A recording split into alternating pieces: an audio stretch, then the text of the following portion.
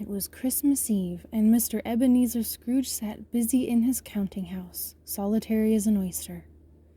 His business partner Marley had died 7 years ago this very night, leaving the old miser to run the counting house by himself. Nobody ever asked, "My dear Scrooge, how are you?" But what did Scrooge care? He liked being left alone.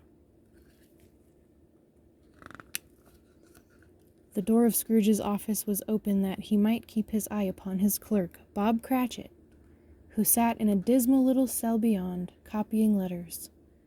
Scrooge had a small fire, but the clerk's fire was so very much smaller that it looked like one coal. He couldn't make it any bigger because Scrooge kept the coal box in his own room.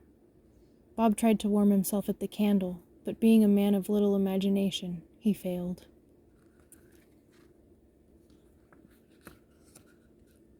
Just then, in came Scrooge's nephew, Fred.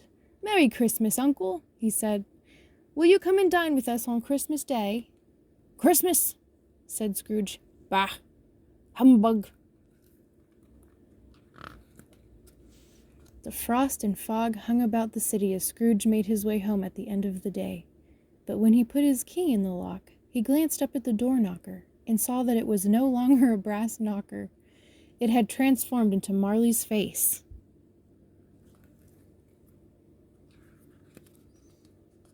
And then it was a knocker again. "Pooh-pooh," thought Scrooge, closing the door with a bang. Up Scrooge went to bed, not caring a button for the dark.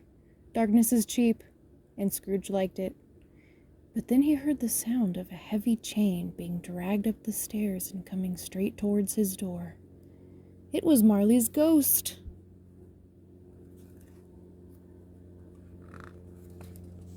"I am here tonight to warn you," said the ghost, "that you have yet a chance and hope of escaping my own sad fate. You will be haunted by 3 spirits of Christmas. Expect the first tomorrow, when the clock strikes 1. Scrooge tried saying "humbug," but stopped at the first syllable. Bong! The hour bell sounded, a deep, dull, hollow, melancholy 1. Scrooge found himself face to face with the first spirit. It wore a tunic of the purest white, and round its waist was bound a lustrous belt, the sheen of which was beautiful to behold. "Who and what are you?" Scrooge demanded. "I am the ghost of Christmas past." They passed through a wall and traveled back in time and across open fields until they came to the village where Scrooge had grown up. The spirit pointed to a building of dull red brick. "The school is not quite deserted," said the spirit. "A solitary child, neglected by his friends, is left there still." It was Scrooge when he had been a small, lonely schoolboy on Christmas Day.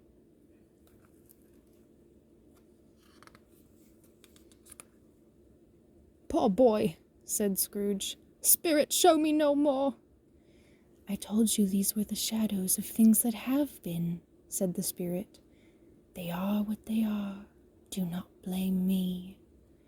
And then Scrooge found himself in his bedroom again, where he sank into a heavy sleep. Bong! Bong! The clock struck the hour of 2.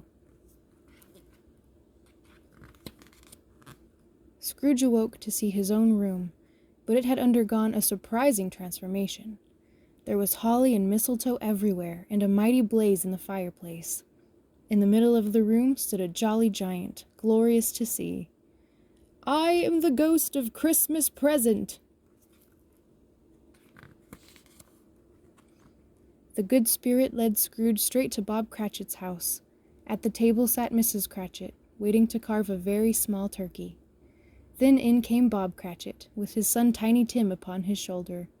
Alas for Tiny Tim, he bore a little crutch.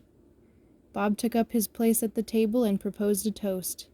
"A Merry Christmas to us all, my dears." "God bless us, every one," said Tiny Tim. "Tiny Tim looks so frail, Spirit," said Scrooge. "Tell me if he will live." "I see a vacant seat," replied the Spirit, "and a crutch without an owner. If these shadows remain unaltered by the future, the child will die." "Oh no," said Scrooge. "Oh no, kind Spirit, say he will be spared." Then he heard Bob making another toast. "I give you Mr. Scrooge," declared Bob, "the founder of the feast." "Founder of the feast, indeed," said Mrs. Cratchit. "That odious, stingy, hard, unfeeling man." By this time it was getting dark, and snowing pretty heavily. Scrooge and the Spirit continued through the streets until they reached the house of Scrooge's nephew. "And my uncle said that Christmas was a humbug," Fred declared to his guests. "Still, I mean to invite him to dine with us every year, whether he likes it or not. Here is a glass of mulled wine to hand. Let us toast to Uncle Scrooge.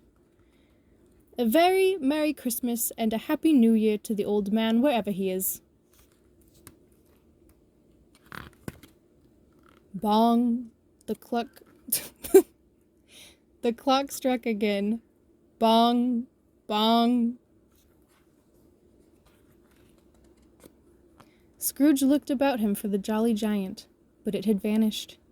Then he beheld a solemn phantom, draped and hooded, coming like a mist along the ground towards him. "Am I in the presence of the ghost of Christmas yet to come?" asked Scrooge.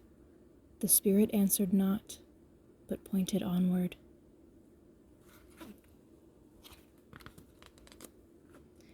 The Spirit and Scrooge walked through the city. The Spirit stopped beside a little knot of men. Scrooge knew these men.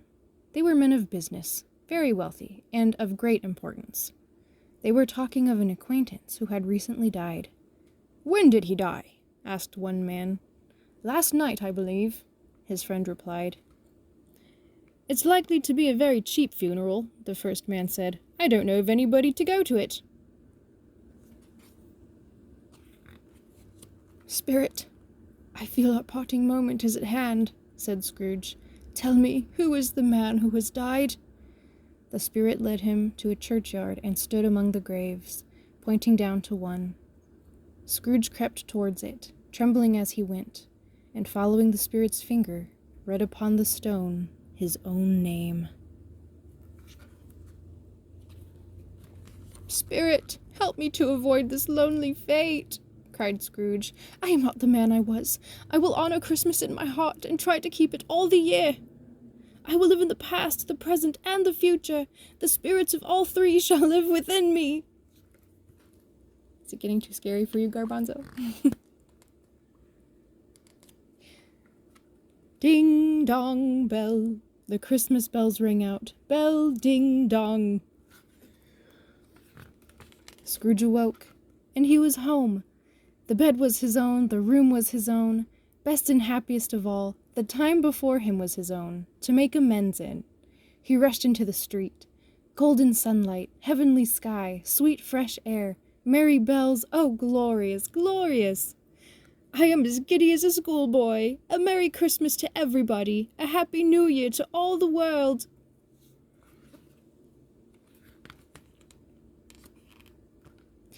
"What's the day today?" cried Scrooge to a passing boy. "Today?" replied the boy. "Why, Christmas Day. Do you know if the poulterers have sold the prize turkey?" "The one as big as me?" replied the boy. "No, it's sitting there now." "We'll send it to Bob Cratchit," said Scrooge. When Bob Cratchit came into the office, Scrooge declared, "Merry Christmas, Bob. I have decided to raise your salary and help Tiny Tim." "Here," said Scrooge, "have a cup of mulled wine." Scrooge walked about the streets and watched the people excitedly hurrying to and fro with presents, and patted children on the head. He had never dreamed that any walk, that anything, could give him so much pleasure. Finally, he turned his steps towards his nephew's house. "Why, bless my soul," said Fred when he heard the knock upon the door. "Who's that?" "It's I, your Uncle Scrooge, come to dinner. Will you let me in, Fred?" And henceforth it was always said of Scrooge that he knew how to keep Christmas well. To Tiny Tim, who did not die, he was a second father. And so, as Tiny Tim observed, "God bless us, every one."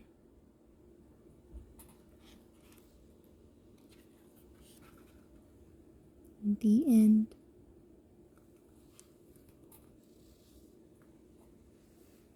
You guys were so good.